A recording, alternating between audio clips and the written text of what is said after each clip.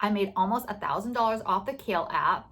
I'm going to tell you guys how I did it, and I'm also going to give you a brief review of using the Kale app. If you don't know what Kale is, it's an app that kind of connects you with big brand names. I'm talking about brand names such as Oreo ice cream, Dreyer's ice cream, Olipop, Spindrift, Lesser Evil. So you'll be able to do videos for these big brand names that you probably wouldn't otherwise unless you were a big influencer. So it's really great for micro influencers that have a very small following, and it's easy to use and easy to get brand deals and campaigns. So let's talk about how to get to this amount in about a month and a half. I have to tell you something, you have to hustle. That basically means you have to post a video once a day. You cannot go more than 24 hours to about 36 hours without taking a campaign, fulfilling the video.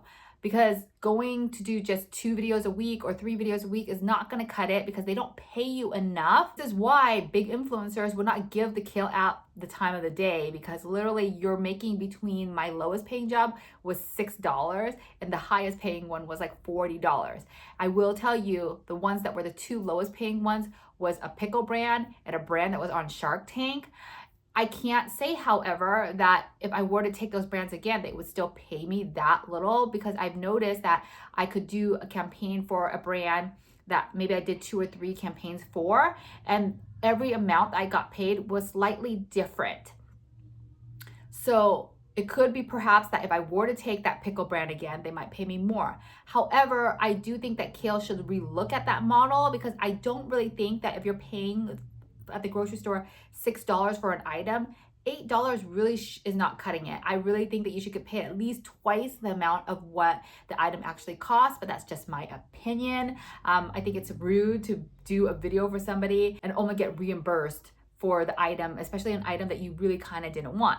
So that kind of goes into my next thing. When you're taking campaigns, make sure it's something that you're going to use, that you're going to want. You don't want to spend money on an item if you're not actually going to be using that item. Okay, I usually take campaigns that have to do with food. I generally like food, and I like to do reviews of food, and I'm pretty good at doing them, and I could turn them around really, really fast. So that's one of the reasons why I like doing food. But I'm never gonna pick a food brand that I'm not gonna use or I don't generally eat. Luckily, a lot of the campaigns were really popular and really worked well for my family and my kids. So I was able to take a lot of campaigns of food items that were already on the app.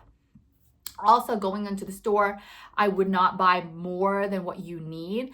I saw some influencers talking about how they were doing a campaign for True Fruit and they bought like 2 or 3 packs. Well, you're probably not going to get paid enough for that campaign to like really be able to make up for the fact that you bought 2 or 3 packs. If you're looking to actually make a profit from each campaign, it's really only necessary to go in and just buy that one item and leave. Do not buy extra things. Don't buy 2 or 3 packs of something when you really don't need to. A good and bad thing is that you can only do 1 campaign a day. You can only accept 1 campaign a day. It really limits you from taking like 10 campaigns and not being able to fulfill them. It also, I think, opens up so that way everybody who is on the Kale app has an opportunity to be able to land a campaign that same day. There were some times when I would go into the app. I think there was only like 2 times out of the 1.5 months that I went in and there was no campaigns available, that everything was on the wait list. I had to kind of wait. But the only thing is that if you find that you have all the campaigns on the wait list, just check back in an hour or 2 hours and you'll find that maybe 1 campaign or something is open and you'll be able to claim that. I also find that it's really, really easy to be able to take 1 campaign at a time, because you can just concentrate on that 1 campaign. And I think that for me, one of the easiest things was that I live in an area where all the stores are nearby. So Target's nearby, Sprouts is nearby, Walmart is nearby. So all these stores are nearby, so that way I could easily just go in and grab the item that I need. And I was able to open myself up to more campaigns because everything is really close to me. Most of all the stores that had those items were close to me. Every single time you take on a campaign, it will tell you before you accept that challenge what the criteria is for that campaign.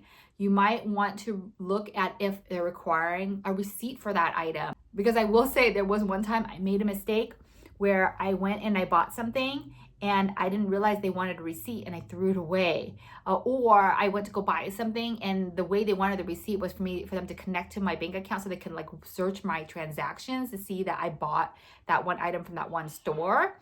And I didn't buy it with a card, I bought it with cash. So just remember looking at that campaign details prior to you actually going into buying that item is very, very important, so that way you don't make mistakes like me where you have to go rebuy an item or something like that, so that way you can get a receipt for the item. Try to find things that are less complicated to film. For some reason, I picked this one campaign that wanted me to make summer mocktails. I thought it was pretty easy to film, but if you think about in that aspect, right, if you're making summer mocktails, you need several ingredients. You need more than maybe like 3 kind of ideas for mocktails. And then now you have to put together the video together. So it actually became a lot more complicated than it actually needed to be, when I could have taken a campaign that was a little bit less complicated and been able to film it so much more easier. When the campaigns become really complicated and becomes more like a recipe or more ingredients are involved, you have a higher chance of that video being rejected. And yes, they do reject your video. When I had that video rejected, I think they rejected it like 3 times. That wasted like 3 or 4 days. And I could have already taken another campaign and did 3 other videos and gotten paid for all 3 of them. Now I'm really, really careful about what I take, so that way it's not going to be rejected when I submit it. So I only take a really simple videos that I can film right away, and that it's not overly complicated and that they won't get rejected. I will tell you from the campaigns that I did do, I think maybe I had 2 or 3 of them rejected. I will always resubmit it one time to see if I can get it to go through. I might adjust something, or I might go look back at the description of what they were asking of me and then adjust something in the video so that way I can get it approved. But if it doesn't get approved within that one day, I go ahead and unclaim it and move on to the next one. And I have done this thing where I did a video and it got rejected a few times. And then I unclaimed it, did another video, and then, started the ball rolling on getting paid for these other videos.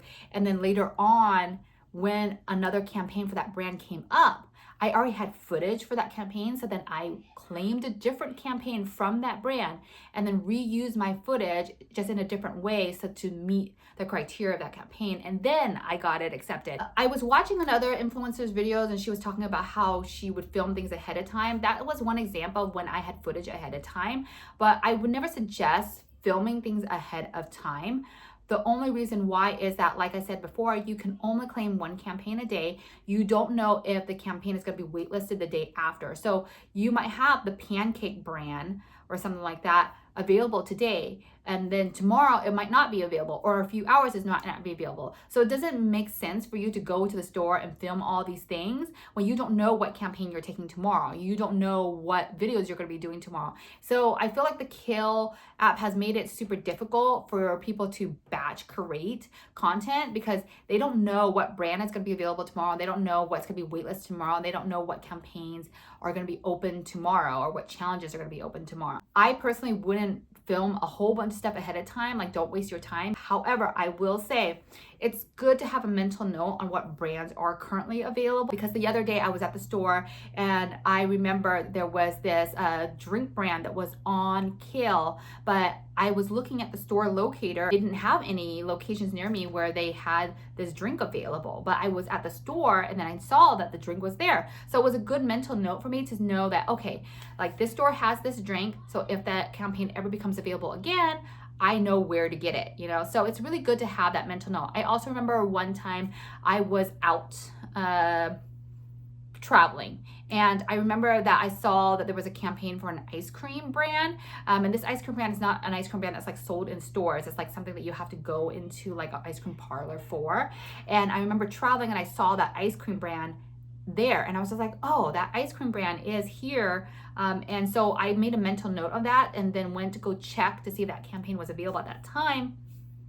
And then voila, it was. So then I knew where to go get that ice cream. It's good to have a mental note of all the brands that are on there. So if you're searching, you can press the little heart thing so that way you kind of know that these campaigns is what you're interested in. But the thing is, like, again, like, you don't know if you're going to be getting that campaign tomorrow or that challenge tomorrow.